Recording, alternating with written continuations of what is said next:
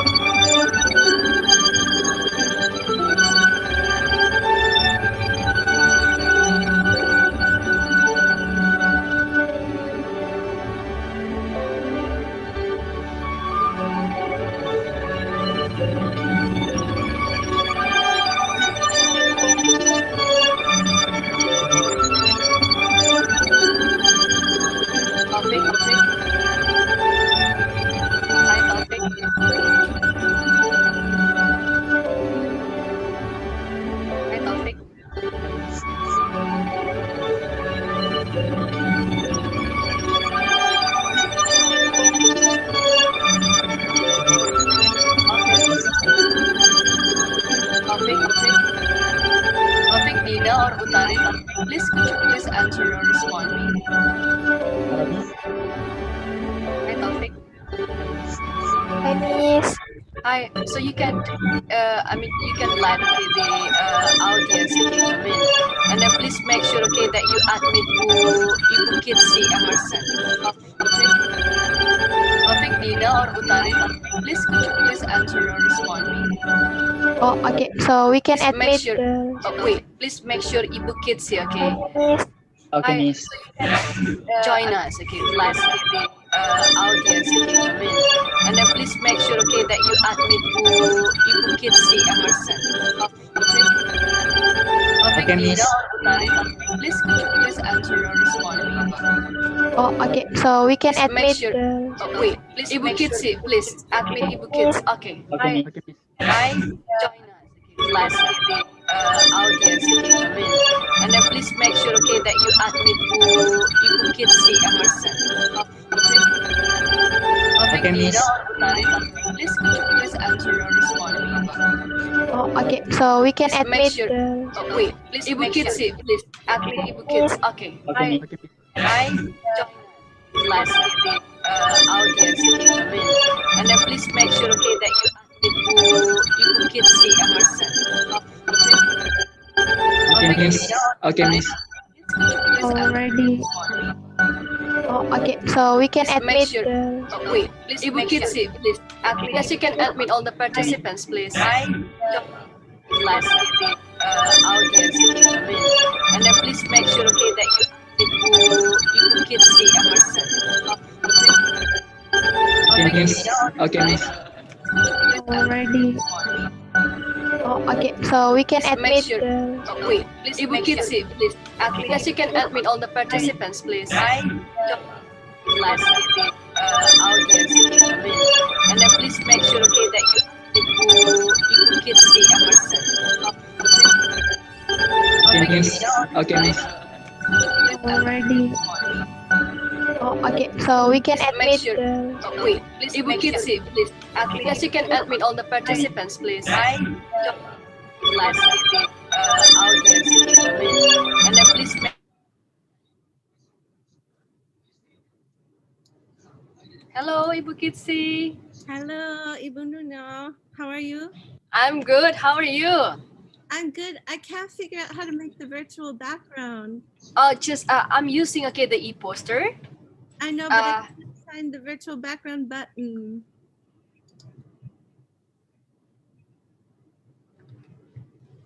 Which button did you push to make it? so you can see the camera, the stop video button. Then Yeah. you push okay the button and then choose virtual background, and then you need to add the file, Kitsi. But I don't have a choice for a virtual background. I just have video filter. Okay.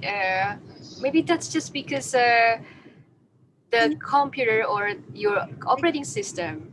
Can you, Mhm. no, I usually use a background from school, but can you make me a host Well, okay. Wait a minute. or a co-host? Mbak Putri, hello. Taufik Chandra, can you hear me? Taufik Chandra, Yes, Miss. could you please give an access for ebook Kitsi as a co-host? How to make it, Miss?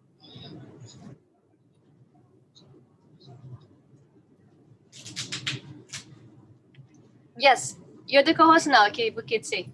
Okay, video settings. I don't know. I just still don't see anything about virtual background here. There's background and filters, but it doesn't give me a choice to upload something from my computer. Well, that's okay, Kitsi, because for some reason, okay, that's because that's happening because of your iOS or well, yeah. I also have no idea because actually, okay, they choose virtual background. We can find in the stop video button, right? I know. I just feel, yeah, because I'm here at school, so the background is so schooly. Okay. I don't know what to do. Yeah, okay.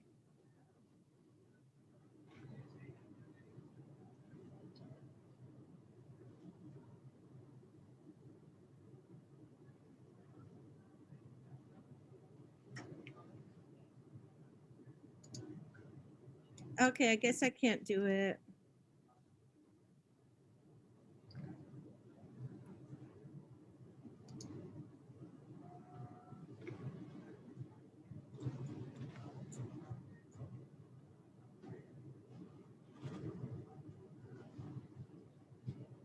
I think that's okay, Kitsi.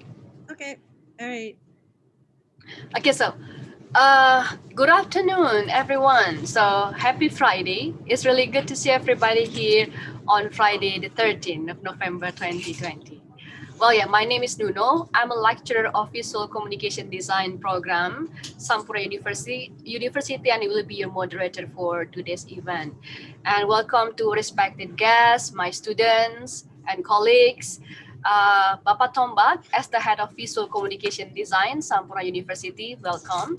Hi. And yes, hi Pak Tombak. Hope you are doing well. So nice. On behalf of Visual Communication Design, or we call VCD, study program, Faculty of Engineering and Technology, Sampurna University, we would like to welcome all of you, everybody, respected guests, and then thank you so much for allocating your time to join this webinar event, Transforming Wayang for Contemporary Audiences, Ki Purbo Asmoro's Innovation within a Traditional Structure, with Ibu Dr.Kathryn Emerson, PhD, in Javanese Wayang Studies from Leiden University. And before we start the event, I would like to give a sort of like an opening about this event. So this webinar is organized by Visual Communication Design Study Program of Sampurna University under academic realm as a part of Indonesian Wayang Study course. And this event is principally designed to figure out an excellent creative possibilities and challenges in building awareness among students, particularly young generation nowadays, about contemporary wayang kulit, and then to get them, the young generation, familiarized with innovation in contemporary wayang kulit performance. Okay, and then the schedule of this webinar will be an opening remarks from Bapak Tombak Matahari as our head of Visual Communication Design Study Program, and then continue with the presentation from Ibu Dr. Kathryn Emerson, and then Q&A session, then closing. And before that, I would like to introduce Ibu Kathryn Emerson curriculum vitae.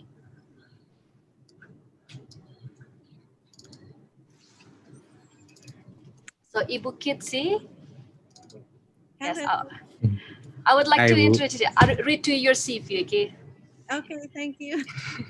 Thank you. Read,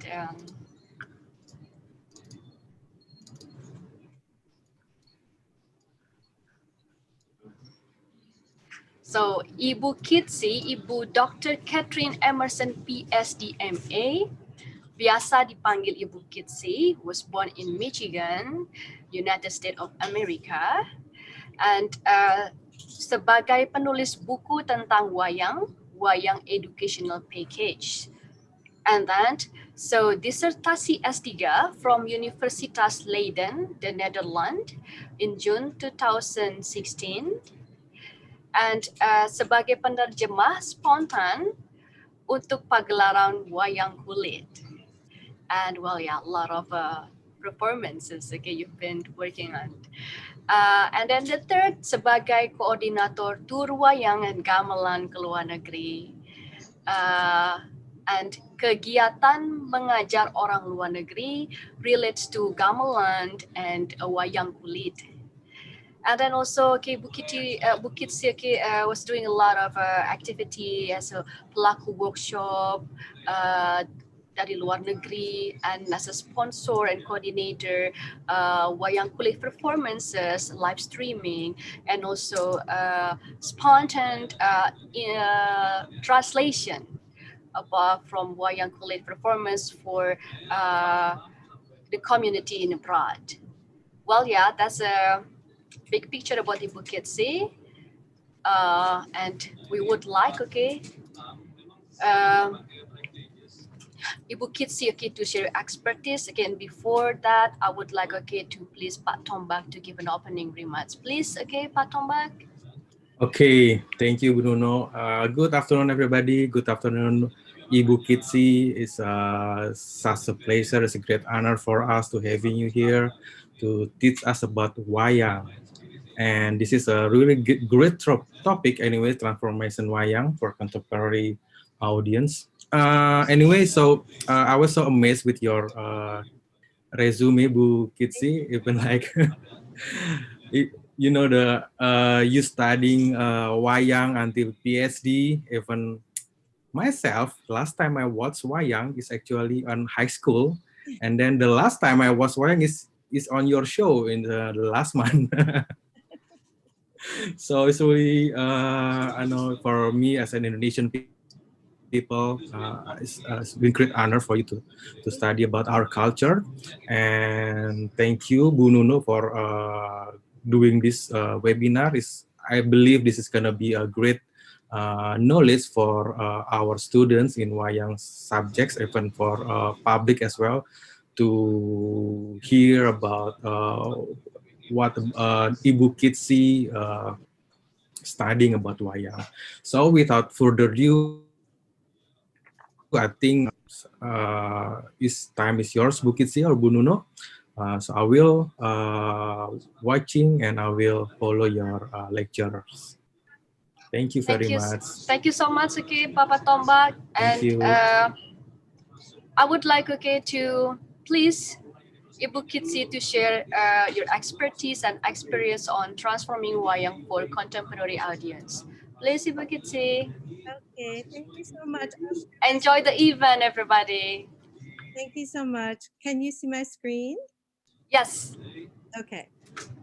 I'd like to first say thank you so much to Samporna University and to Bu Nuno and Pak Tomba for this invitation and everybody else who is involved in the event. I feel honored to be speaking here. And it's an interesting story, the background of how I came to be speaking here. Actually, you can see from my background here that I'm still at school. I'm a teacher at Jakarta International School, Intercultural School. And we just finished with the students at 2 o'clock and I'm still here. And one of my students, their family is involved in the university, and through that family, I also was notified of this course, and then had the idea that, well, maybe I could do a guest lecture there that they would be interested in, and Ibu Nono and I started talking, and this event came to be. So I feel honored to be here today. And as a foreigner, I know, as Pak Tombat said, sometimes it feels strange to Indonesians that I do love Wayang so much, but I saw my first Wayang in 1989 in New York City. And I've been just in love with Wayang ever since. But I started my studies in gamelan. So I studied karawitan, the music of gamelan, for a decade. And I studied it as it is used to accompany Wayang, and also as it is used in concerts and to accompany dance and in just sort of informal sessions of players playing together. And my husband is a well-known kendang player, a drummer in Solo, Pak Wakidi Dwi Jamartono. He's done many tours and is on many recordings. And so I went all over doing gamelan for so long. And I always wanted, I didn't know what they were saying in the Wayang. I was playing Gender for the Dalang, but I didn't know what they were saying. And I remember one Dalang, an elderly Dalang who has passed away now, Ki Sutino Haru Doko Charito from Eromoko Wonogiri. He said to me, your Gender playing is fine, but in this scene, I need it more sad. And in this scene, I need you to be more lively. And I just thought, I'm never going to be able to do that unless I understand. So I started to study Javanese, and I started to study Javanese intensely. And then I decided I really wanted to get into Wayang and study very specifically the process of a dalang. How does he prepare his work? How does he prepare each time he performs? And if he performs the same story tonight and a month from now, is it different? How different is it? And if it's different, why is it different? And what decisions did he make? And a year from now, what kind of changes has he made to his style? And so I kind of shopped around for a dalang to study with after having played Gender for many, many dalang and watched Wayang for over a decade. I really was looking for somebody to work specifically with. And a lot of people suggested that I work with Ki Perbuas Moro. He's a senior instructor of pedalangan at EC Surakarta. And a lot of people had suggested him, but I was not sure. And finally, I went to one of his performances and I said, yes, this is the person I would like to work with. I was fascinated by how he put all the pieces together. So I started studying with him in 2004, and I've been studying ever since, from his style and all of the dalang that I watch in solo. So since 2004, I've watched at least one performance of Ki Perbuas Moro's every single week, live performance, at least since 2004, and at least one performance by a different dalang. And so I have a lot of data that I've put together, and we produced the Wayang educational package books together, and then I wrote my dissertation on his style. And so I would just like to talk about his particular style, because as I came to study with him, I realized that I had chosen to study with somebody who, in fact, was a very significant innovator. So I wasn't just studying with him because he was open to being interviewed or because he was a senior instructor at the Institute of Seni Indonesia, but it turns out that he is a major innovator. Because I would go to watch his performances, and one night he would perform completely classically, and another night he would be doing this very contemporary style that I didn't understand. And then I would go to EC Surakarta and see him do a condensed 1-hour wayang. I started talking to him about it and realized that he had created a new style known as Garapan Sedalu, all-night interpretive style, very different from classical style. And I see him now, when I look at his work, I see him now as sort of the Stravinsky of Wayang, or the Picasso of Wayang. In other words, the father of modern Wayang. There are many dalang who are more radical, more avant-garde, more really shockingly different. But I feel that he is a pivotal figure. So the word pivot here is really important, that we had classical Wayang for hundreds of years, and now we have a lot of innovative things happening. But I saw through my research that he was really the pivot, and his style was where things started to change when he started to do these innovations. So let's look at what he did. What is his style that's ever changing? It's changing even as we speak, I'm sure, in his mind. This was my dissertation, Transforming Wayang for Contemporary Audiences, that I wrote in 2015, and it was approved in 2016. And then in 2017, it was translated to Indonesian, and it's published by EC Press. So first of all, let's look at what we are talking about and what we're not talking about. So very quickly, as you know, there are all these different kinds of wayang in Indonesia, many more than you see here. We are specifically looking at wayang kulit, specifically Javanese, if you follow the green down, right? Specifically Javanese wayang kulit. Oh, sorry, I think I lost my screen there. Specifically Javanese wayang kulit, specifically Solanese wayang kulit. And then if you follow the green down further, innovations from about 1950, 60, 70 through the present day. Now, look at all of the things we're not talking about. So I have not done research into wayang golek or Jogchinese style wayang, Balinese style wayang.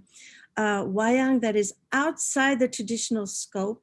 So if we think of the traditional scope as we arrive to the wayang, we see a screen, we see wayang figures, we see a gamelan, we see a wayang box, we see a light. This is a traditional kind of setup and a traditional kind of scope, and we hear Javanese. And within that scope, that's where my research falls. And then if we look even within innovation, even if we're going to look at innovation and change, today's lecture is still very specific. On purpose, I gave you sort of my notes rather than making it super neat or anything. This is sort of a mind map of my thinking. And we have along the top here all these figures that are important to innovation. You know, ki narto sapto, ki anam soroto, ki mantap sudarsono. Sorry, I'm missing an N there. Ki tristuti rahmadi surya putro, ki gondo dharman, ki mujoko joko raharjo.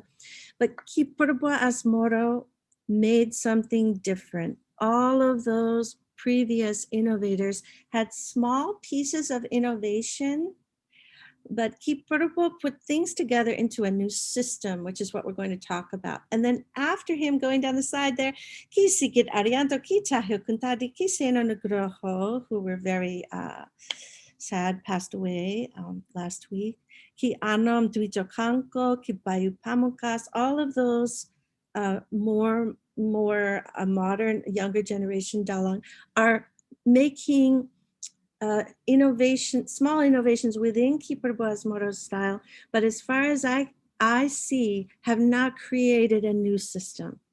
Before and after, Keeper is the one who created a new system of performance, which we'll talk about tonight. One name conspicuously absent from this list is, of course, the late Ki Ntos Susmono. And the reason he's absent is because he was more focused on the North Coast, you know, the Tagal area and that style that included also Wayang Golek and Bahasa Arab and a lot of other kind of musical traditions. So he's kind of outside a little bit of the solo tradition that I'm speaking about. So my dissertation and a recent book that is being reviewed for National University of Singapore publication deals with all of these circles here. It deals with innovation within the story, innovation of the entertainment interludes, innovation of the happening itself, like how is the audience and the sponsor, how are they changing the purpose for Wayang, the atmosphere at a Wayang, how are the venues changing, how's people's access changing and how they're watching Wayang. And then we have the equipment, the screen, the gamelan, the Wayang figures, the light, the sound, the effects, that's all changing.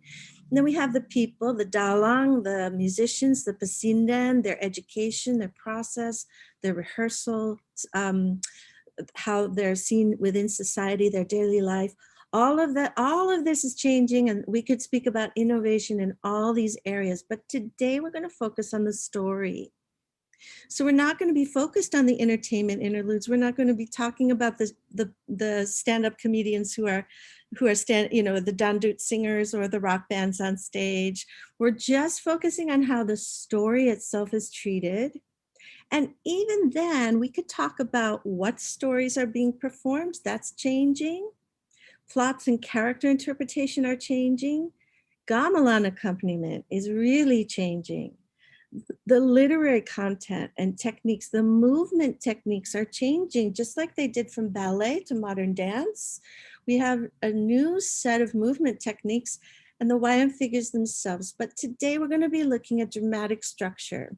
So we're looking at the green, the story and dramatic structure, because I really believe that that's where, once that dramatic structure changed, all the rest changed around it.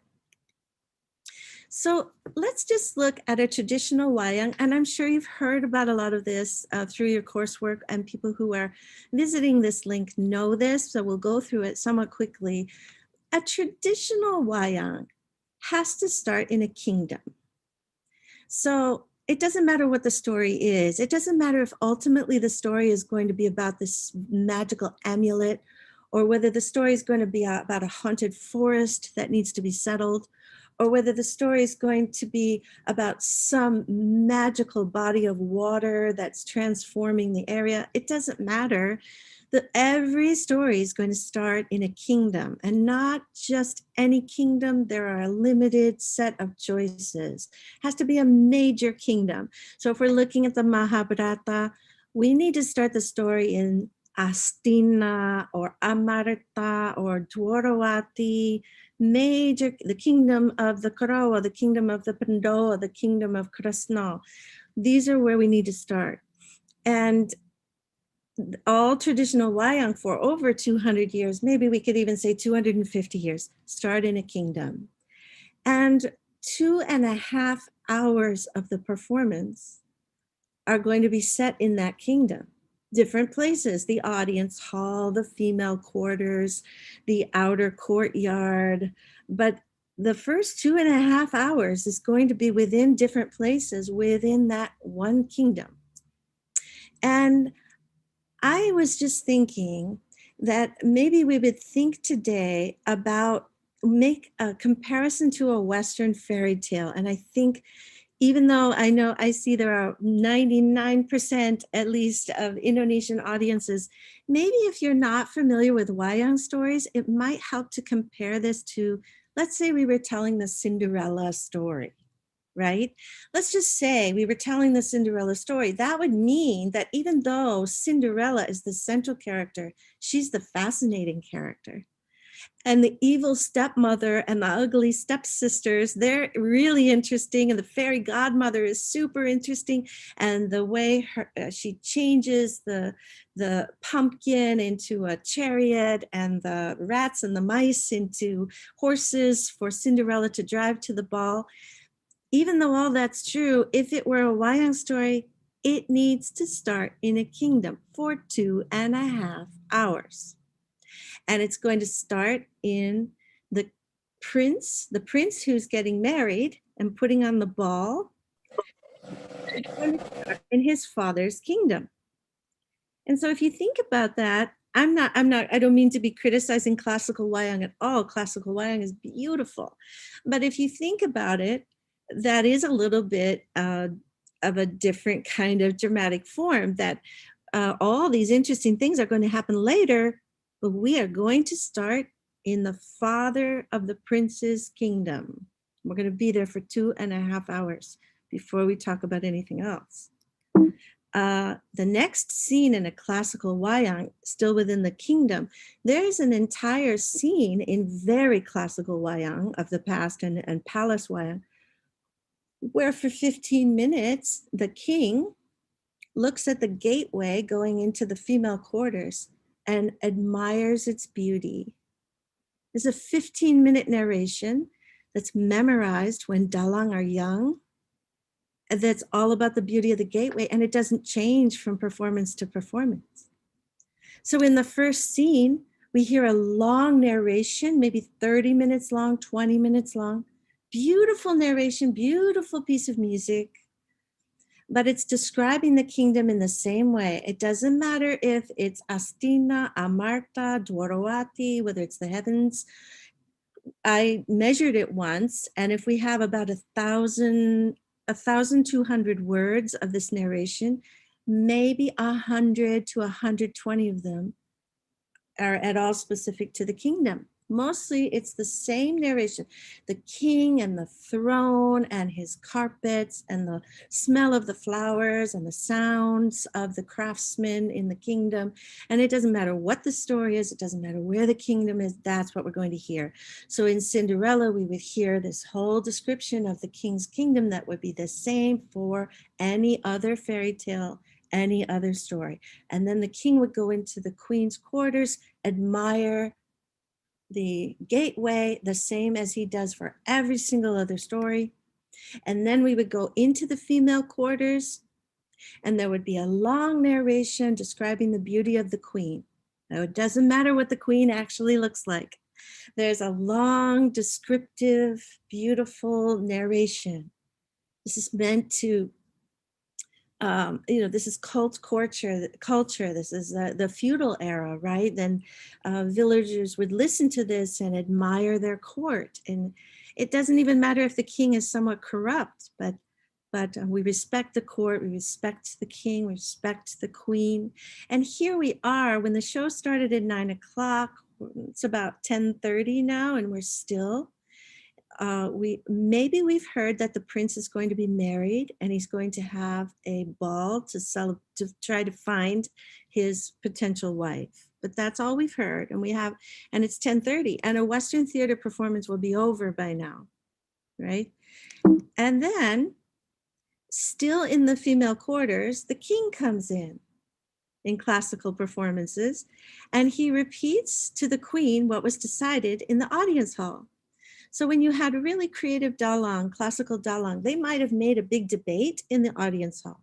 Will we have a party to determine who the prince will marry? Or will we have a competition? Or will we have some sort of a lottery? What will we have? And he comes to tell her that it's been decided that there's going to be a ball, a big dance party where the prince will decide who he wants to marry. But basically he's repeating the same content. The music's beautiful. The language is poetic and beautiful, but the content is the same. The language is a little different. It's the language between a husband and a wife, but a king and a queen, husband and wife. And then the next scene would be the maid servants entertaining themselves very briefly, maybe just 5 minutes in a classical wayang, just 5 minutes, entertaining themselves while the king and queen are inside having their feast. And then we'd see the outside of the audience hall in a classical wayang, and it might be about 11 o'clock by now. And we see the minister explaining to the troops what they need to do. If we take our Cinderella story example, the minister's explaining to the troops that they need to set up the hall, and they need to maybe make some entrances and some banners and have some forces protecting the entrances and sort of screening who gets to come in. But nothing new's happened. We haven't met Cinderella. We haven't met her stepsisters. We don't know anything about her troubles or her suffering. And then there'd be a troop departure scene. And this is a major attraction of Wayang. For 20 minutes, maybe 15 minutes, a beautiful scene, beautiful. And troops depart on horses and elephants, sometimes Garuda birds, sometimes other methods of transportation, sometimes a chariot. And the interaction between the dalang and the drummer is very complex, and the movements are complex. But again, it's required. It's a required scene no matter what. And then in classical wayang, finally we would leave the original kingdom, and it would be about 11:30 or even close to midnight by now in the performance. We would leave the original kingdom and have what's called saprangan, right? Overseas, a different kingdom. And usually this kingdom is quite different. The quality, maybe much more aggressive, or it might be a kingdom of sages, priests, ascetic kind of place. And a new plot thread is introduced. If we were continuing with our Cinderella metaphor, our Cinderella story, maybe we finally get to meet the stepsisters and the stepmother. So in this kingdom, in this scene, we get to meet them. And maybe Cinderella comes in, and maybe they're talking about this party in the kingdom and how they want to go. And she says she wants to go, and they laugh at her. But it's midnight, right? And we've been watching this show since 9 o'clock. And then there is always, in a classical wayang, at this point, a series of battles erupts between the two kingdoms that have been introduced. And so the dalang has to figure out how that's going to happen. So again, if you think of a classical wayang, the Cinderella story, the Cinderella themes, the Cinderella problems are not the main point. When the dalang's thinking, there has to be a battle between these forces. So what's it going to be? Okay, maybe the forces that are setting up and screening who's going to come in and who's not going to come in have a problem with some of the stepsisters' troops from where she comes from, and maybe there are some battles there. But it's a little bit created due to the need for this scene. Even in traditional wayang stories, there are times where you think, okay, that seems a little bit like it was formulated because of the format we had to go by. And after that battle, sometimes there's another scene, but usually it's Act 2.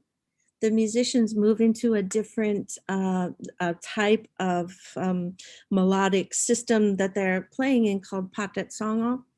And at this point, we have a scene that is a virtuous prince meditating, reflecting, or maybe he's traveling to a sage's hermitage for guidance. And again, this is the given that this scene is going to happen. The question is, how are you going to work your story around so that this scene happens? And in the Cinderella example, this would probably be the prince going to see his grandfather or going to see his meditation teacher, asking for good luck and advice on how to choose a perfect wife. And there might be some beautiful philosophy that the Dalai communicates about choosing a spouse. And it would be a beautiful scene. And then when the prince is finished visiting the sage up on the mountaintop, he comes down the mountain and is confronted by Chakil and Chakil's demon ogre cohort. And this very virtuosic battle takes place. Most Dalang consider this to be a symbol only. This is symbolic. He's received the advice from the sage. He's coming down the mountaintop and facing his inner fears. And by facing his inner fears, he's confronted by all these ogres and demons. So it's part of the philosophy of Wayang, and he always comes out successful. He always defeats Chakil and the ogres.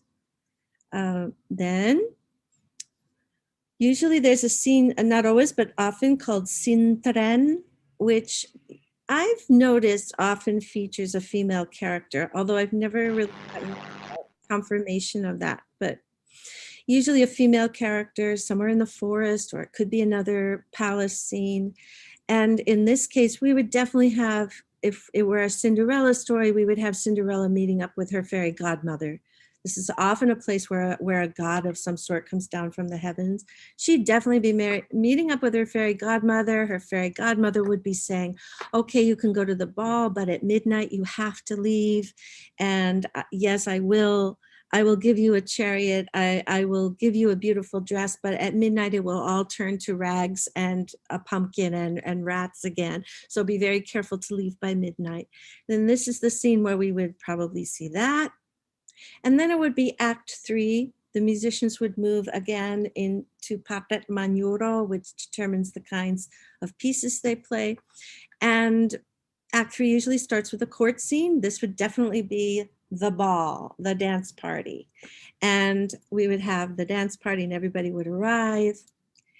And then around 3 o'clock in the morning, there's usually like the real kernel, the main determining scene, this is the plot of this lakon.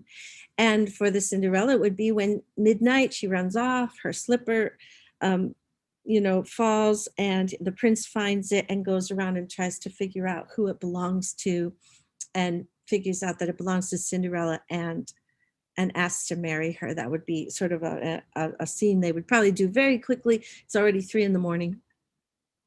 And then there's always in classical Wayang a final battle, that symbolic final battle, this time usually by a Bimo-like character, rather than a prince, more like a strong, aggressive protagonist. And, the Dalang would have to figure out who that would be in any given Wayang story. And in our Cinderella story, there'd probably be little scuffles of the stepsisters protesting or something. And finally, it would all come to a resolution, and there would be a victory dance by this character. So that is the outline of a classical Wayang. And I just want to take a quick break because my presentation is divided into 3 parts: the classical Wayang, and then some transitionary things that happened, and then how would Prabuas Moro, how did he create the new system, and what is the new system? So I thought I would stop just for a minute and see if there are any questions or comments so far on the classical traditional structure before we move on to how that got changed, because it got changed. But how did it get changed? Are there any questions so far, or would anybody prefer that I speak differently, speak more Indonesian? I don't know if there are any requests or questions. Ibu Nuno, do you want Yes. to? yeah, just sort of decide, should I keep going? Is there somebody that would like to make a comment? I think you can keep going, Ibu Kitsi, since all my students also equip themselves very well about the classical Wayang narrative storytelling. Yes. Okay. Okay, great. We're all good. Okay, good. Let me make sure. I don't think my screen saved any, shared any. Let me do that again. Okay. All right. So then things changed. Around what we just talked about was a system for 250 some years that we can somewhat prove by looking at scripts and looking at documents of Wayang that's written out. Now, in the 70s, the Academy Seni Karawitan Indonesia, ASKI, the Arts Academy in Solo, was led by a real pioneer, very forward-thinking man by the name of Gendon Kumardani. And he was the director of ASKI at the time. And he spent some time overseas. He was a dance person. He was not a dalang and not an expert on Wayang. He was mostly a dance critic and a dance scholar. He spent a lot of time in the US in the 70s, going to ballet, going to modern dance, going to theater. And when he came back and he became director of ASKI, he looked at the Wayang performance, the classical Wayang performance, and he said, I think we need in this modern day to develop an alternative. He did not want to get rid of classical Wayang by any means, but he wanted to develop an alternative.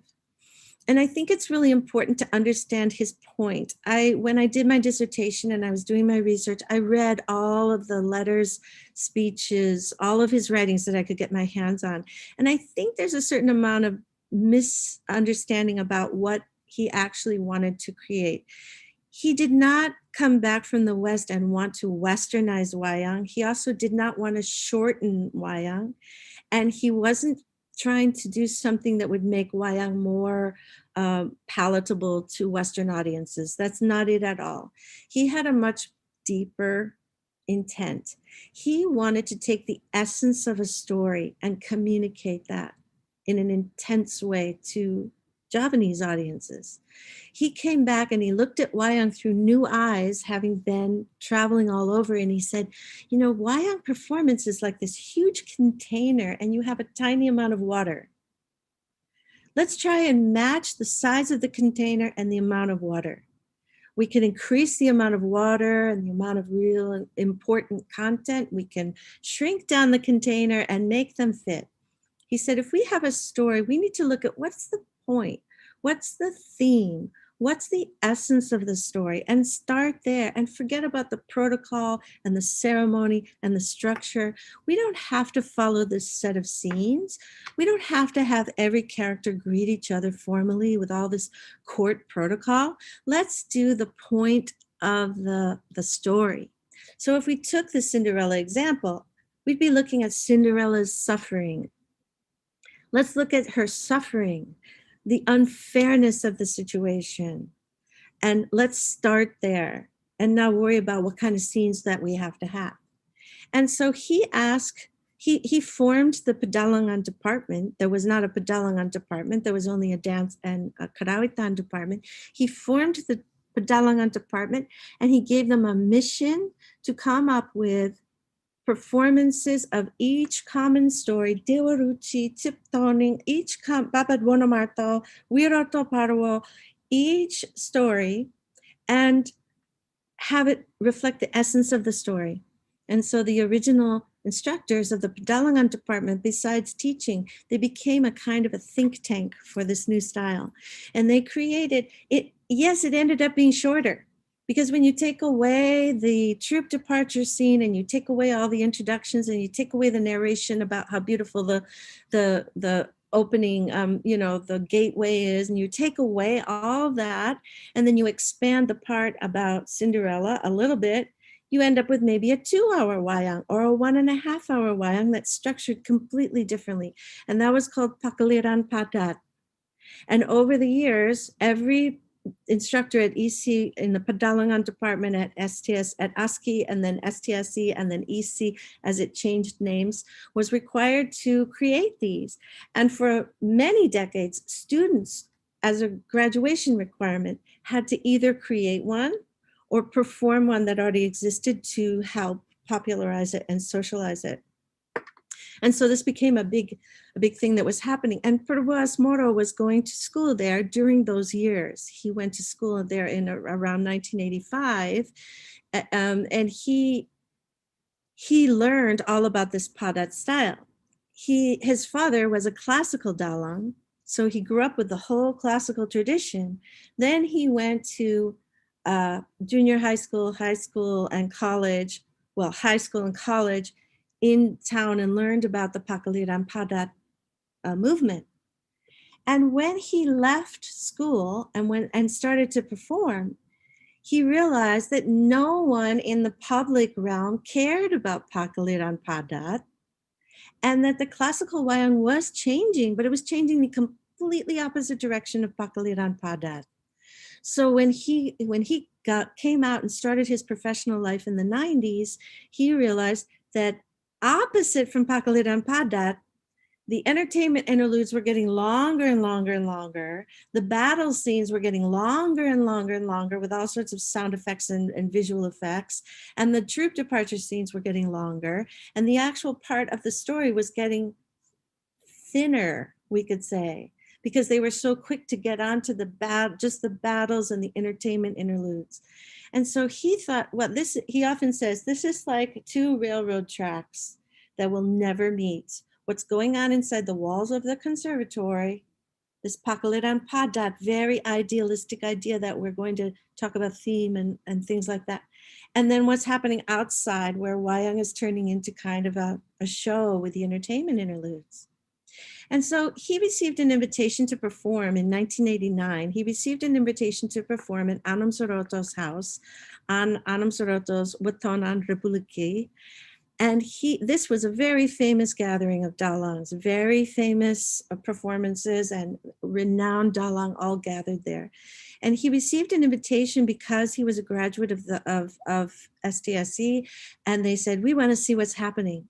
And he thought, I'm not going to do Pakaliran Padat, and I certainly am not going to perform classically for this group because I have nothing to share that's new to them. He thought of the idea, March 1989, I'm going to take the Pakaliran Padat idea, but I'm going to perform all night. Because Javanese love their all-night Wayang. And Pakaliran Padat just wasn't popular at all. And so he thought, I'm going to perform all night, but I'm going to use concepts of Pakaliran Padat. And what he ended up doing was, if you look at, for instance, this one setting that we talked about where you would be in the kingdom of Astina, having this long narration and nothing would change. For 30 minutes, you're just listening to the narration and the music. This is the variety of scenes you would see in the same 30 minutes in a performance by Perbuas Moro. You would see 8 different vignettes of plot. And so if we're talking about the Cinderella story again, instead of being 30 minutes in a narration in the king's court, you would see Cinderella, you would see her suffering, you'd see the stepsisters, you'd see the prince wanting to get married. You'd probably even see the fairy godmother, and you would see all of that in the first 30 minutes in a prologue. And it would all come together at once. And then he'd start to take it apart and tell the story little by little. And a lot of times, Perbuas Moro speaks about how, what if all these local officials like Pak Camat and Pak Lura, they come to the performance, they sit down, they're there for an hour, and maybe their wives want to go home. They take their wives home, they come back, and we're still in the first scene. And he said, no, I want to give people something to take home with them the first 30 minutes. If they leave after 30 minutes, if they leave after 45 minutes, if they leave after an hour, they've seen the variety and they've seen all the themes and all the essential issues that are going to come up in that story. And so if we look at 30 minutes of a classical, we have Astina Kingdom, 2 musical selections, Aya Ayaan and maybe Kending Kabur. 2 poems are sung, and there's a 1,046 some word narration with only about 136 words specific to the kingdom, and it's only a king and his court. In the same 30 minutes of the same story of Kipurboas Moro's style, we see 4 different settings. He's in Amarta kingdom, he's in Astina kingdom, he's on a road in between, he's in the afterlife. There are 15 different musical selections, 6 sung poems. Every single word uttered is specific to the story. Instead of just a king and his court, we see villagers, we see chaos, we see a troubled prince, we see greedy troops, we see a wise advisor, we see an aggressive spirit from the Ramayana, we see a benevolent ogre from the Ramayana, and we see a tender love scene. So we see all of that in the first 30 minutes. And I can play some of that for you in a minute. So his style, but this kind of thinking lasts all night, which is how it's different from Pakaliran Padat. So imagine with the Cinderella idea, instead of just seeing the king and his court, we would see all these different things in 30 minutes. So before we watch a little bit of it, I just want to say that what Kipurboas Moro is doing is he's taking the important, and if you only saw one slide of this presentation, this would be the important slide. He's taking the important, essential moments of the Lakon, and he treats those like Pakaliran Padat vignettes, really intense, with special gamelan music and special movement and special narrations that he has written, nothing he's memorized from his childhood. Those intense moments of the Lakon are like little Padat performances that he disperses throughout the night. But in between, he still has the 2 long entertainment interludes that the audience loves. He still has an hour of Goro Goro. He still has an hour to an hour and a half of Limbuan. He still has that because the audiences love it. And he still has the troop departure scenes and the extended battles. And that's how he takes his Padat kind of style, but spreads it out all night. And the highly traditional first audience scene, which is so iconoclastic of Wayang, he still includes, but he takes away the introductions and all the long entrances and exits, and instead he packs it full of philosophy and debate. So I'm sorry about the spelling of Wayang up there at the top. I just noticed from that slide. He packs it full of philosophy and debate, and there's less protocol. And there's almost always a prologue at the very beginning so that you could go home with something no matter what time you went home. I have looked at this in terms of a diagram. If this is Pakaliran Padat, and the blue is that intense sort of treatment of the story, the green is plot, and the red is the battle scenes and the visual, the troop departure, the kind of ornamentation, and the gray are the humorous entertainment interludes. This is what a condensed performance, I'm sorry, somebody's not muted. That's what a condensed performance would look like. This is a classical performance where you have no really intensely emotional, focused, thematic parts, but you have plot and a lot of ornamentation, a lot of visual attractions and battles, and a little bit of humor. And this is Kipurboas Moro's all-night style. So he takes the Padat, spreads it out in the important moments of the Lakon, has some of the ornamentation and some of the plot, just plot with no intense dramatic garapan. And then the 2 entertainment interludes are completely separate from the plot and put in there completely separately. Everything changes, lights go up. He's like a stand-up comedian. He's like a talk show host, and everything changes. So you see the difference between a classical performance and his style and a Padat style. This is a quote from him that relates to, the style that he created. Audiences are much more sophisticated these days. Not only are they used to the fast-paced, climax-based directional drama of film, but they also expect to be shown how these stories are relevant to them and to modern life. They have no patience for the unquestioned authority of a king or generic narrative passages that don't distinguish the virtuous from the corrupt and questionable. They expect clever, sharp humor and will not stand for empty digression. They demand strong technique, high quality equipment, a professional presentation, a good voice, and they aren't interested in long, extended musical selections.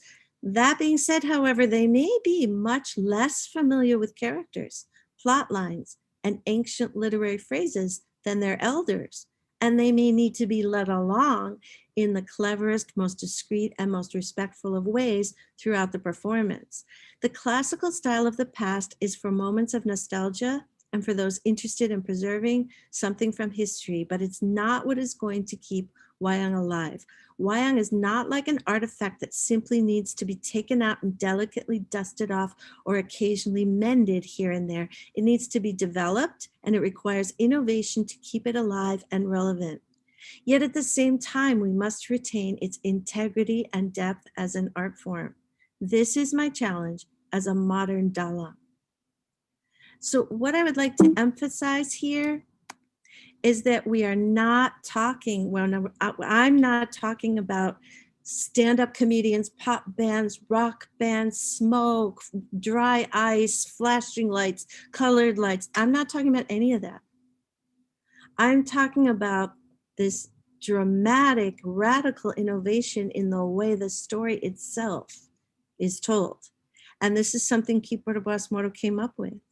And this is something a lot of dalang who add the colored lights and the dry ice and smoke and sound effects and sparks and fire and stand-ups and dandu, and they add all of that. But the innovation in the story itself, that came from Kipur Moro. And I myself find that a more profound innovation. This is what an audience looked like at one of his performances I recorded in Pacitan. These are still people who are glued to the screen listening to his dramatic techniques. There are a few photos of him performing. And these are the books that we produced together, explaining all of this in a much more in-depth way, which you can get. There's a link up there. You can also contact Lontar Publication for the books. And they're soon to be up on the Wayang Contemporary Archive as well from Singapore.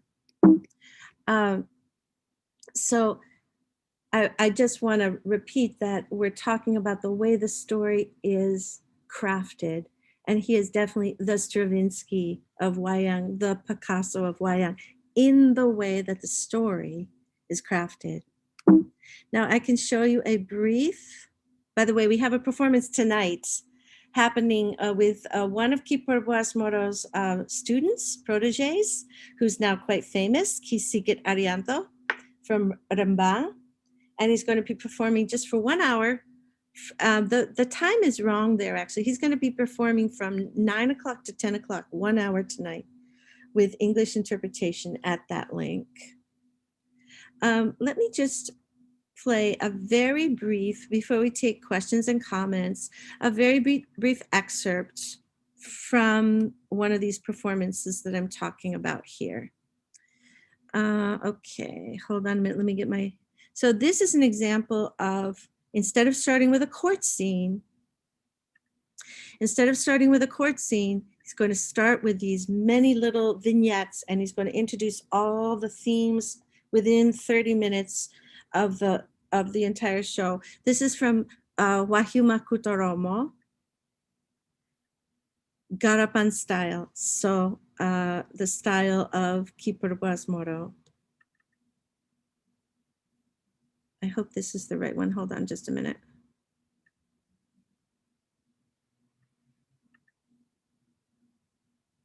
It's a little bit sticky. Sorry, that's the palace style. I'll get the other one up here. Okay.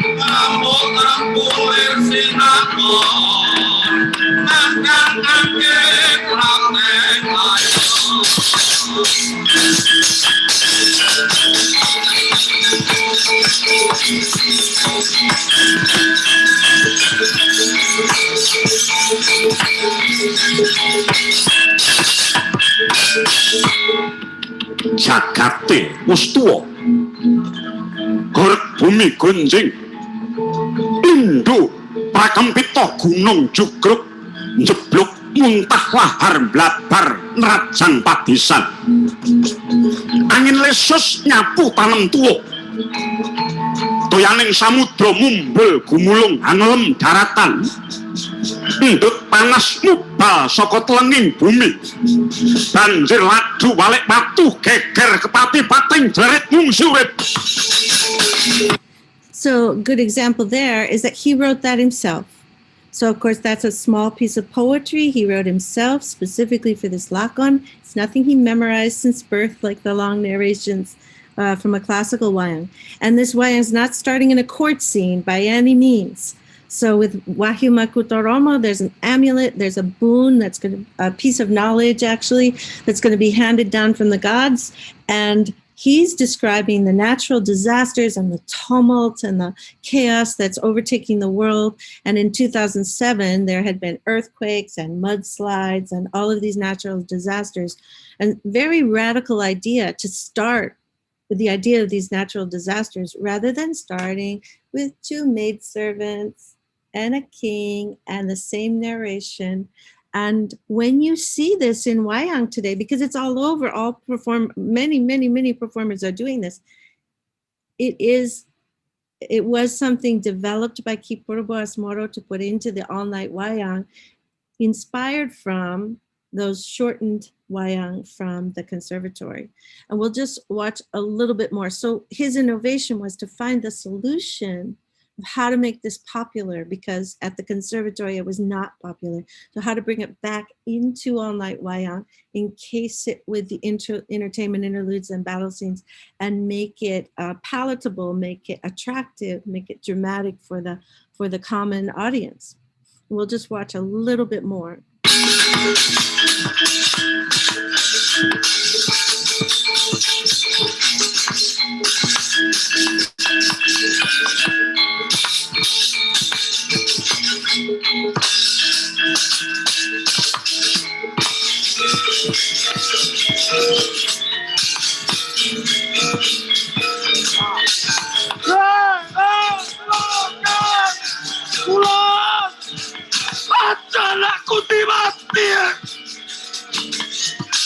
So these are people suffering from the natural disasters.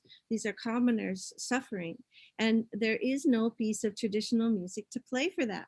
So Kipurbo Asmoro, together with his group, wrote their own piece. Na, na, na, na, na, na, na, na, na, na. That was written by them. What else are they going to do? There's nothing that exists in the traditional repertoire to play for that moment, for that few seconds, that amount of time. And so this whole idea of starting a wayang this way and having to craft the narration, having to craft the gamelan accompaniment so that everything fits, is just completely opposite from the way a classical wayang would go.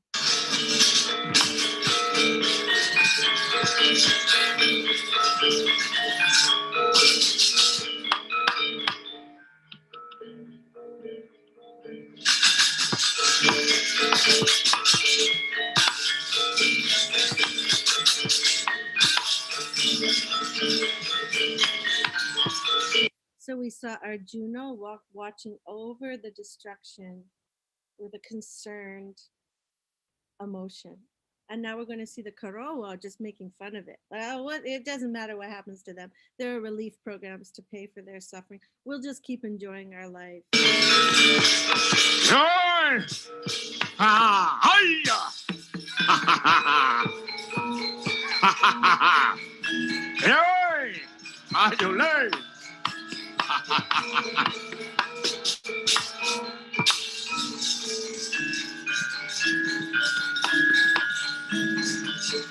Hei, ayo cah, tutup nih cah.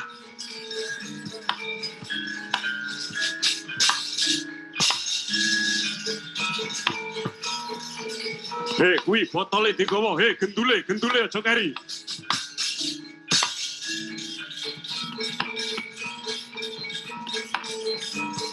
Ya. Repide. Yo kere repide. Musuhku kok kowe.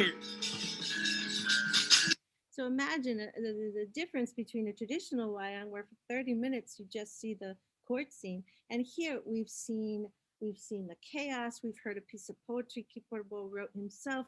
We're hearing gamelan music that he wrote himself. Then we're seeing the corrupt Karowas joking about gambling and drinking and paying no attention to the suffering that's going around them.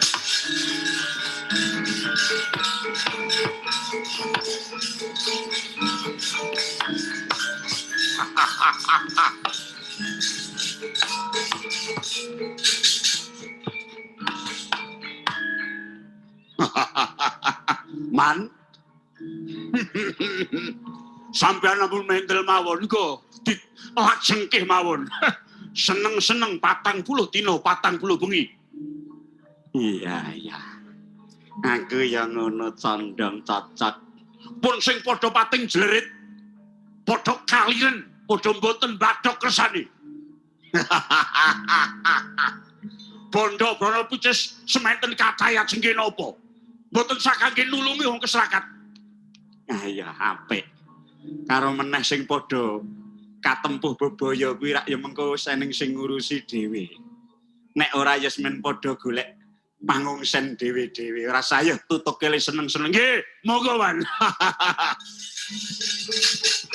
So what are we, 3 minutes, 4 minutes, or we're 6 minutes into a performance and we're already hearing this rough, low Javanese and joking around and seeing the Karowa, and we're thrown immediately into the emotion of it all.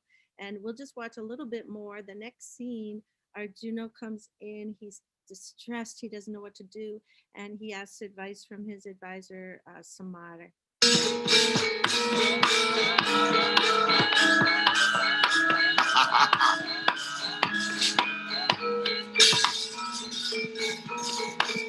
Aja leren cah. Ora ketang ning petengan terus no.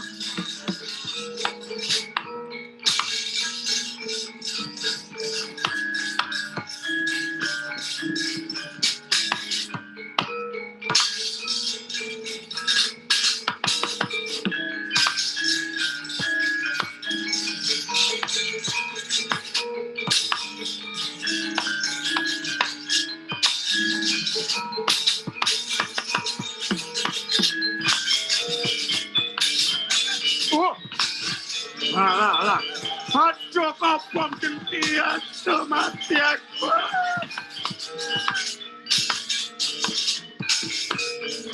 Menang di menang. Aduh no.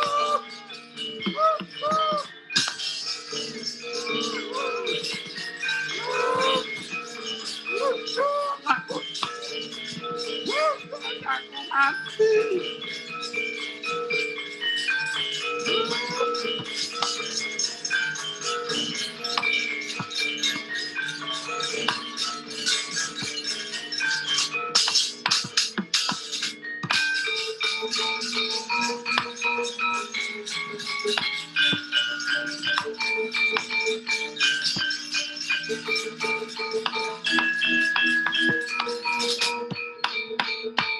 Parkerun mawurahan, pusa pases salam tunjang sayang di muruk pupal polulo, prayek lot yanar sulo, yang meminta nugrahan niroyang aku ing griya. So a traditional form, which is pangkor, a traditional melody, pangkor, pelag lima, but the text is by Ki Purbo's Moro himself, speaking of the destruction, the natural disasters, and Arjuna looking over it so distressed.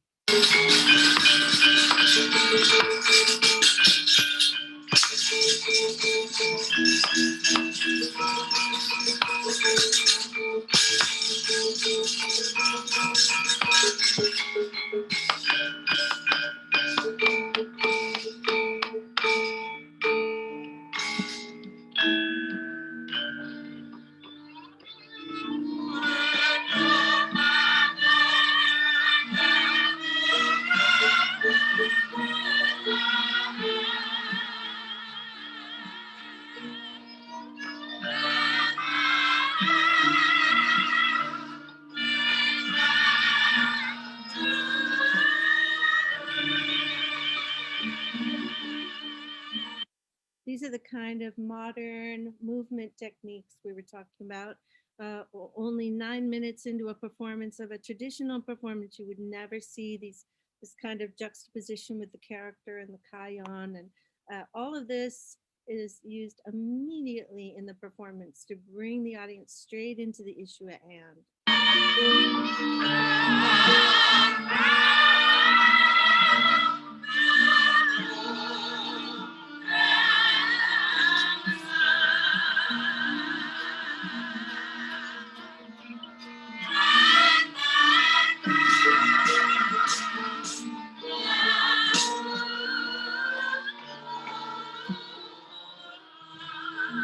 Mendung tumiyung cemeng hanggem buleng ireng keket ngepet ki kiblating awiyat. So you can hear the poetic techniques, you can hear the use of syllable and repetition, and you can hear that it's poetry that's created in this beautiful way, but it's not traditional, it's nothing memorized. It's something that the Dalong wrote himself specifically for this moment of describing Arjuna's distress at what he's seeing, and to contrast it from the raucous party gambling Kaurawa. When they saw the destruction, they didn't care. Sirating sang Hyang Arka nglayung lir soca ingkang karuna karantan. Rudah rurah prinoban rung siting raos karonta risang Dananjaya.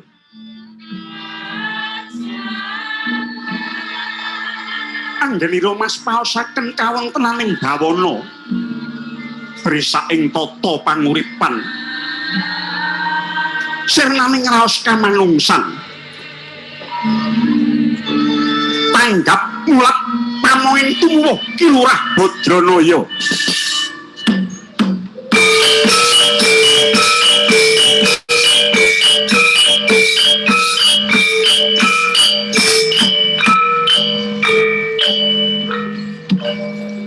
Singgah singgah kala singgah. So these are use of traditional elements, monggang, which is used in the kraton environment, to bring in samar, to bring in a respected advisor, and then the singa poem has been around a long time, but Ki Purbo brings it in for this situation.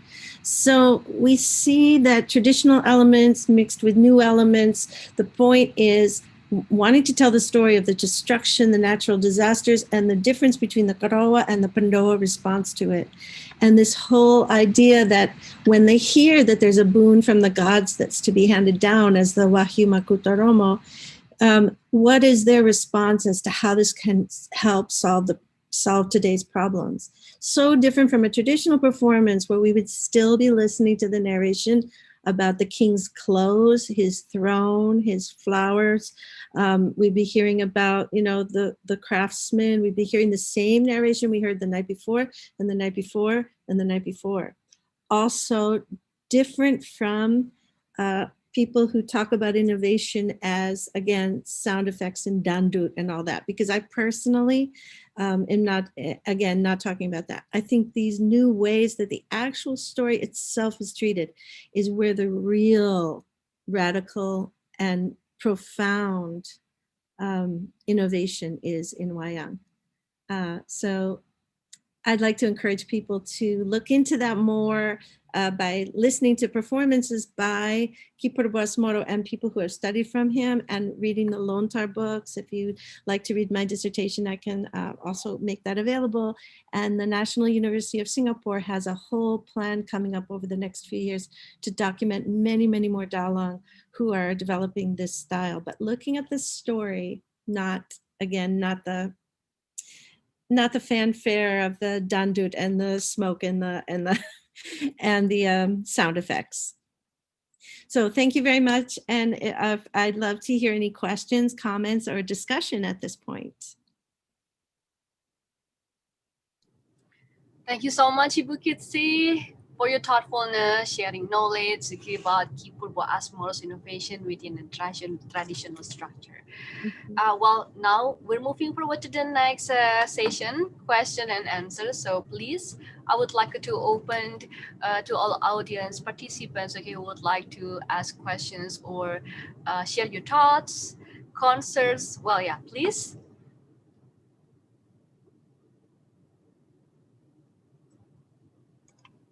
Yes, Ms. Nuno. Yes, Pak Arya.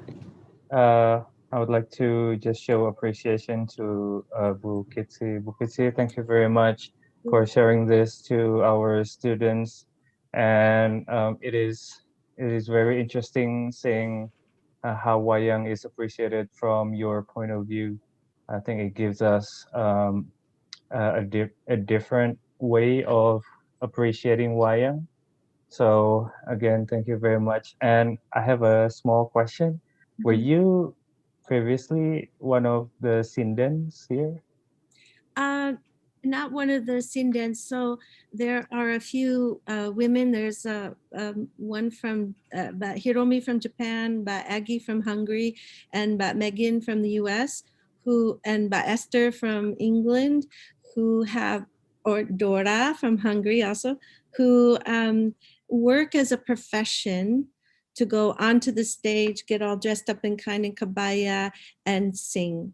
But that's not what I do. I'm a researcher, and so I would often be on stage and sometimes asked by the Dalong to sing.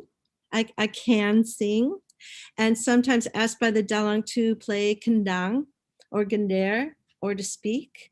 But I was always on stage as a researcher with my books and my recording devices and things like that. So I was not the one of the figures that you saw dressed up in kind in kabaya.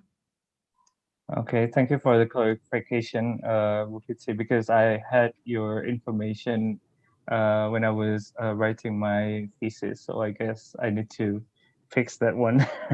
Oh, what did you write? What did you say? I was discussing about hybrid culture where foreigners are interested in the Indonesian culture, and then how Indonesian culture needs to have actually adopt this perspective in order to develop our Wayang to be more internationally known. So, yeah. This is my opinion. I think the way to make Wayang internationally known is through translation. I don't think it's important. This is my opinion, but I don't think it's important to have a foreign singer sing one song in a 9-hour performance. I think it's much more important to make it internationally known, to have the words be translated and the story appreciated. And coming back to my point about the story rather than the actions. Yeah. Okay, so yeah, this is why this is so interesting to me, because I have this direct interaction from you and then clarify all of this information. Well, it's just my perspective.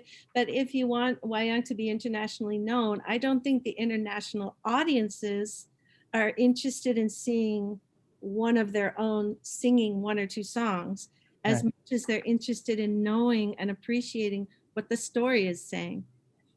having a foreigner sing a few songs is interesting to Indonesians, but it's not Yeah. what's going to make it internationally interesting. Ah, okay. Okay. All Yeah. right. Thank you very much, Bu Kitsi. Thank Mr. you. No, thank you for the opportunity. Thank you, Pak Arya. Thank you so much, Ibu Kitsi. So we have two questions, okay, that I've read from the chat box. So this is the first questions coming from Pak Rahmat Arshadi. Pak Rahmat, are you still in? Or okay? Oh well, yeah. Maybe he just left. It's okay. So I'm going to read it, okay, literally, okay, from his sentences. So otherwise, like I'm going to create a different understanding. So this is from Pak Rahmat Ashadi. As we can see, that innovation is the key to Indonesian cultural preservation. Can you name other Indonesian prominent figures out there that are doing their ways to innovate and preserve the Indonesian culture? Are there similarities in how they innovate? And my questions may fall outside your topic today, but the innovation part is really resonating with our modern culture. I would love to hear your opinion on this. Thank you. That's Okay. from, there will be one more question. So I would like to continue, or you just answer, okay, directly these questions, get it. I'll just answer this one next. Sure. Yeah. Okay.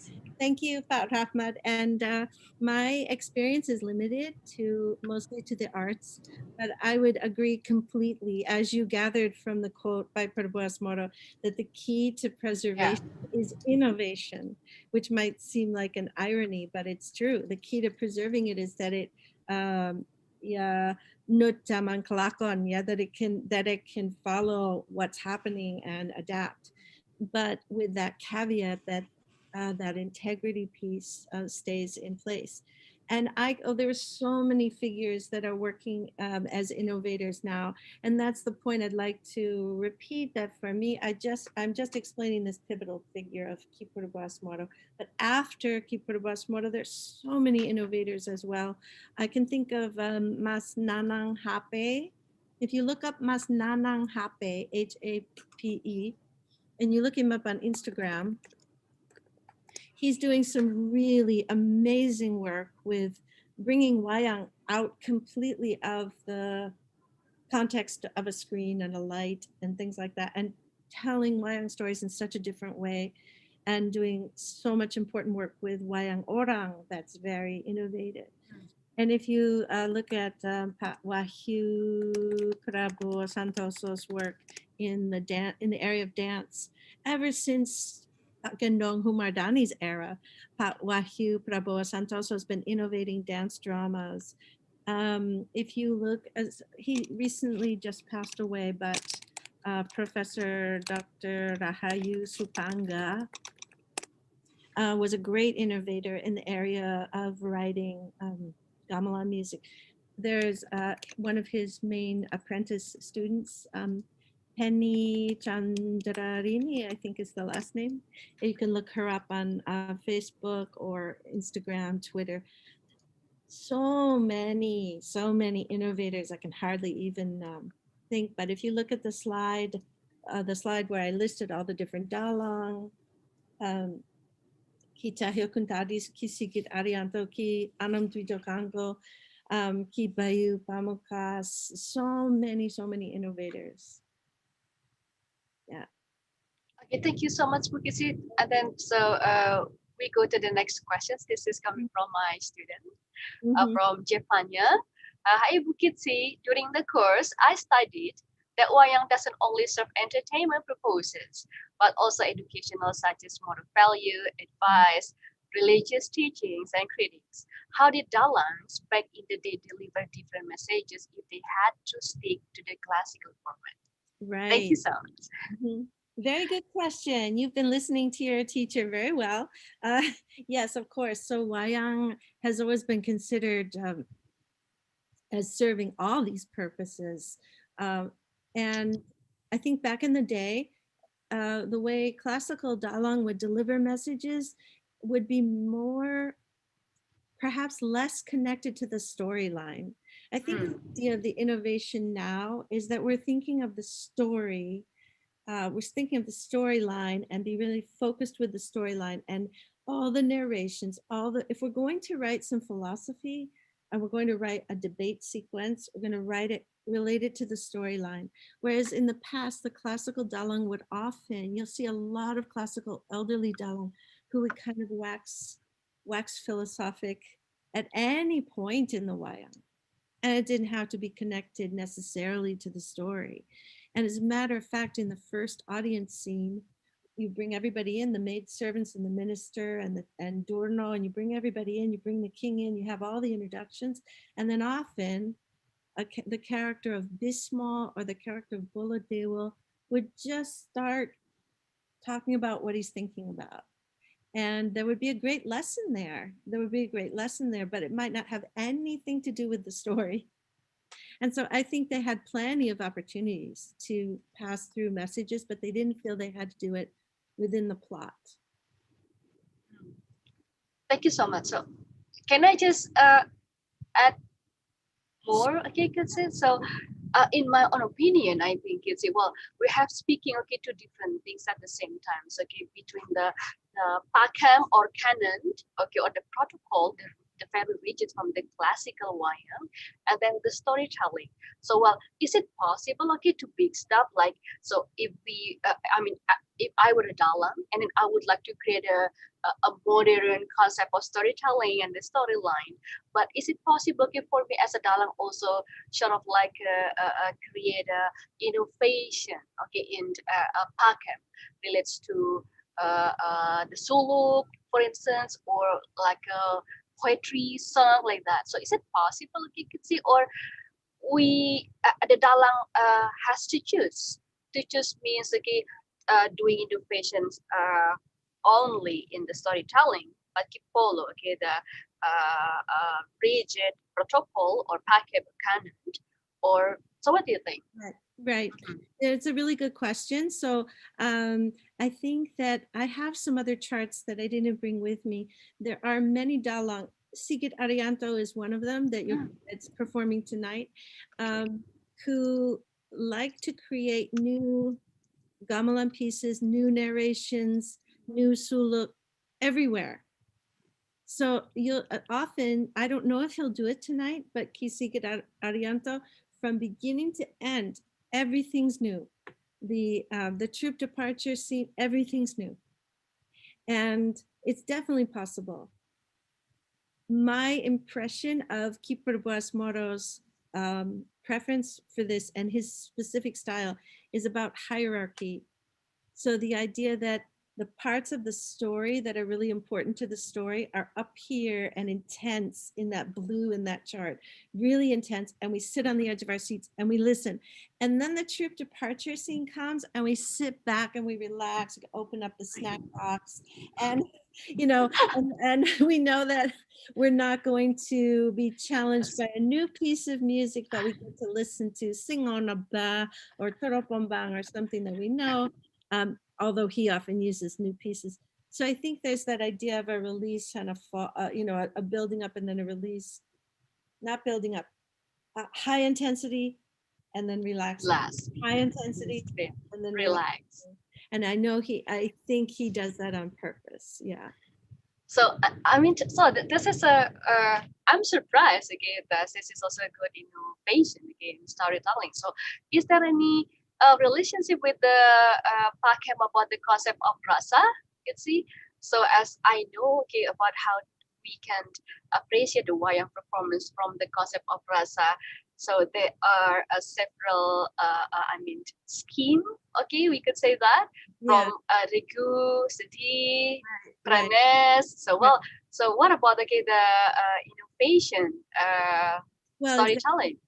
Exactly. Some people feel like the innovation, this form, is almost attacking their traditional view of perasaan, right? And that they expect the wayang to start in this very noble, royal kind of feeling. And I think that's just, that's personal preference. If you expect that from wayang, then maybe the new style can feel kind of jolting. I think that's also why Purbuas Moro does pull back during some of the scenes and just let the audience relax a little bit, because of that, just that continuous sort of intensity of the new style. Okay. Thank you so much, Kitsi. Well, yeah, back to the audience and participants. Is there any questions coming from you, Liz? You can unmute your microphone and talk directly to Ibu Kitsi, please. Or raise your hand.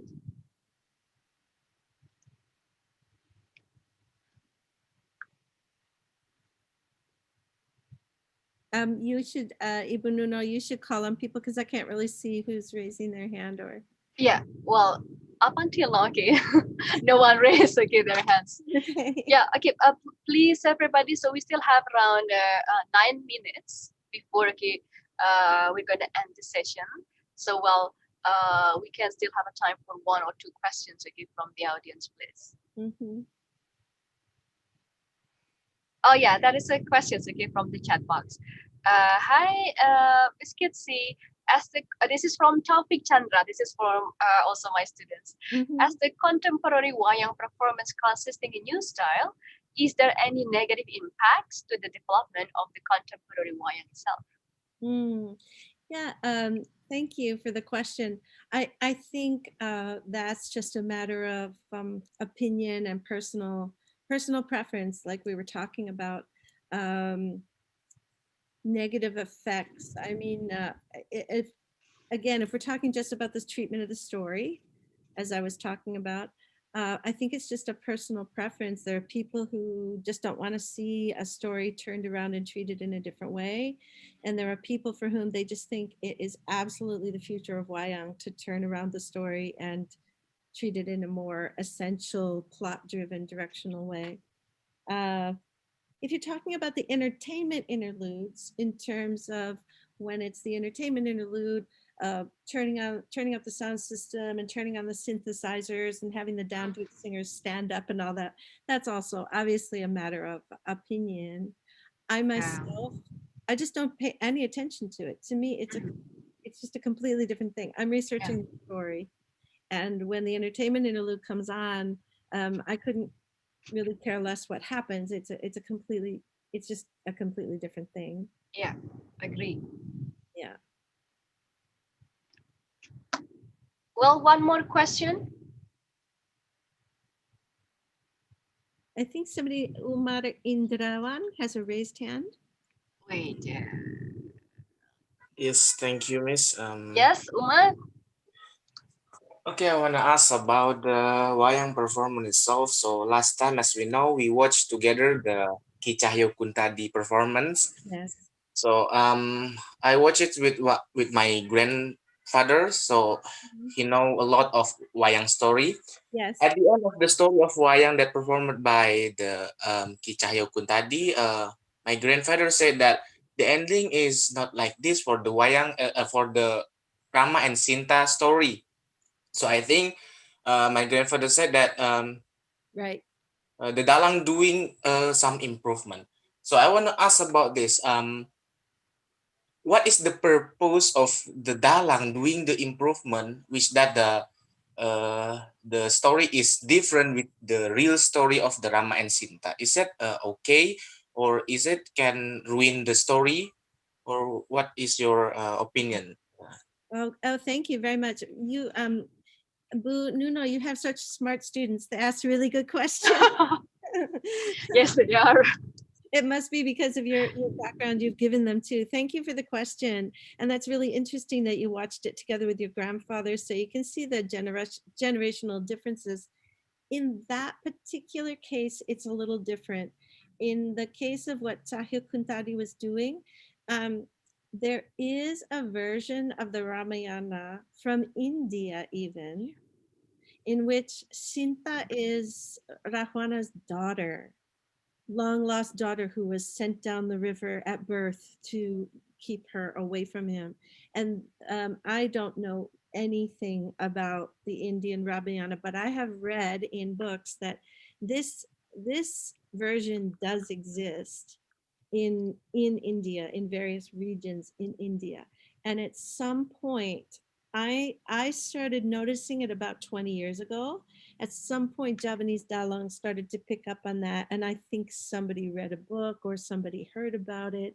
And that version in which Sinta is Dasomuko's daughter became very popular among a few Dalang. And there's also a second thing that Chahyo Kuntari did. He combined two unusual things.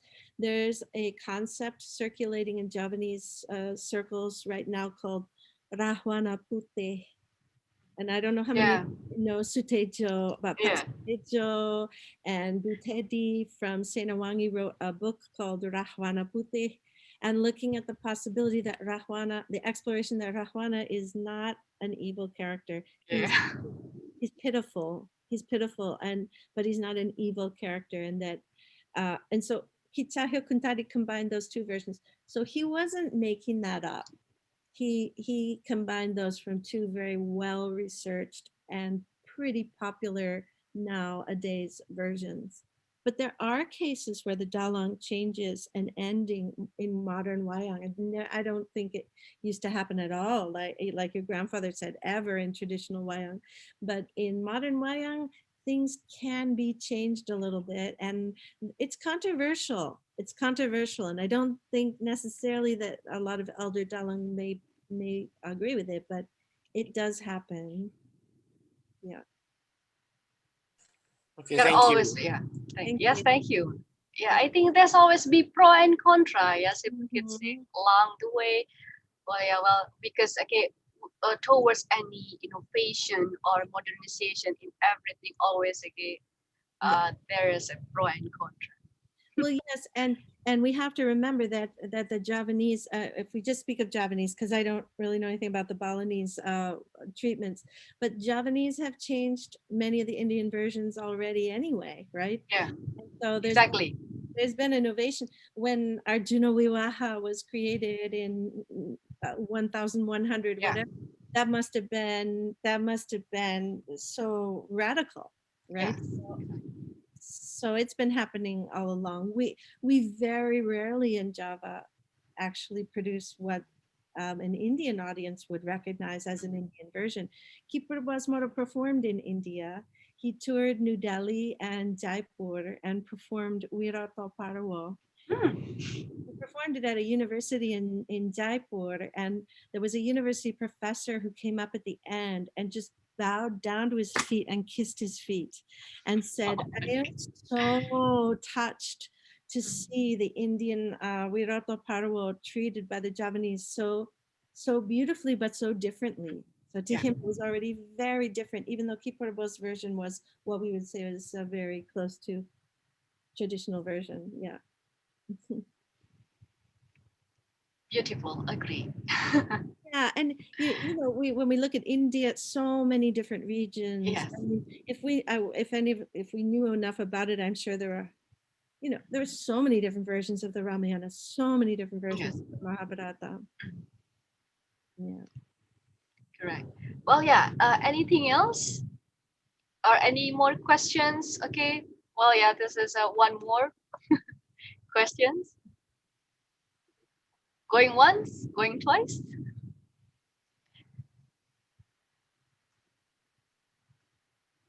Well, I think we're heading to an end of this session. If we could say, Yeah.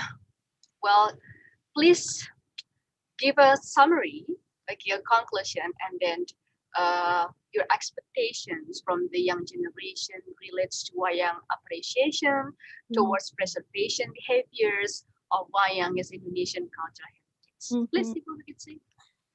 Well, I guess how I feel, I've already said, which I think the key is in the story itself and not just moral. In English, the word moral is a little tricky because we all have different moral.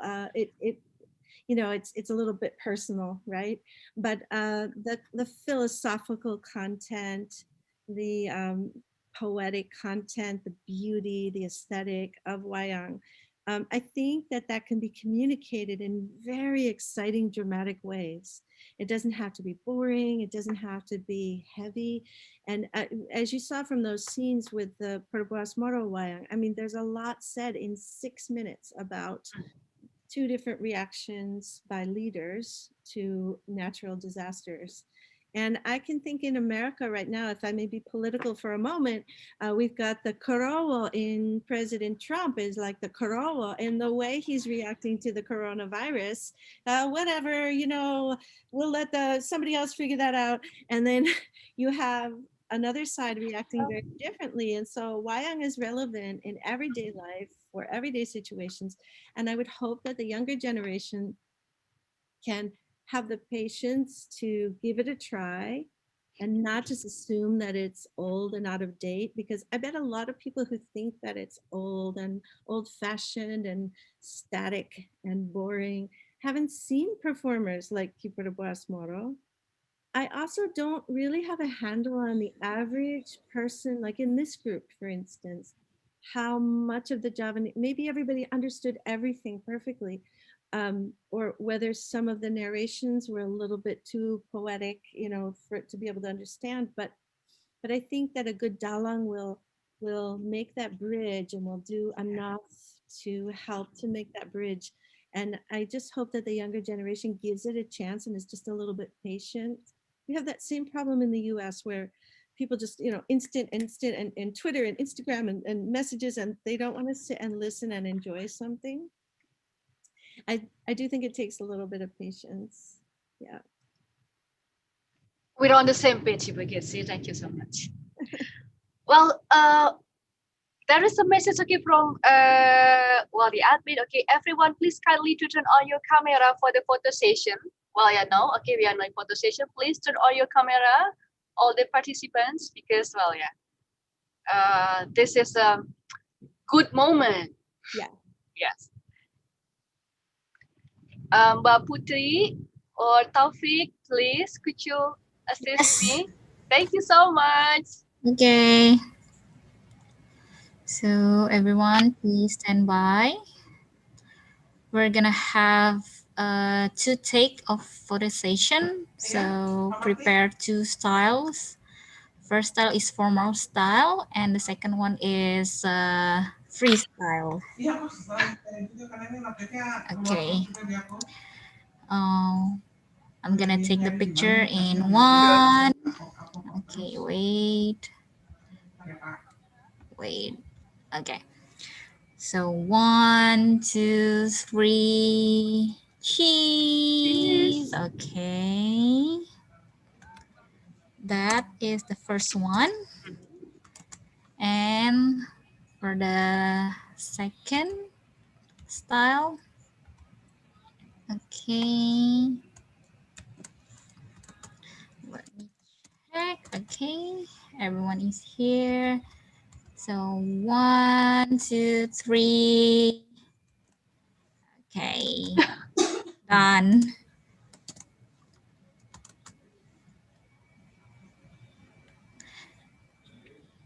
Done, Ibu Nuno. Thank you so much, Mbak Putri. You're welcome. Okay, thank you so much, everybody. Ibu Kitsi, all in all, I wish to express my gratitude on behalf of Visual Communication Design, Sampurna University, to all participants for your full cooperation and contribution to this webinar. Mas Tombak, is there any closing remarks that you would like to convey to us, please? No, by the way, thank you very much, Dr. Kisti. I will enjoy your presentation, and it's sum up my knowledge about Wayang anyway. So thank you very much for your time, for your willingness to share your knowledge in our study program. Thank you. Thank you. Thank you so much, Ibu Kitsi. And for everybody, okay, keep the new normal attitudes, wearing masks and eating healthy food. Have a nice weekend, everybody. See you next time. Okay, bye. Bye-bye. Thank you, Ibu Kitsi. Yeah, you're Bye. welcome. Bye. Thank you, Mas Tombak.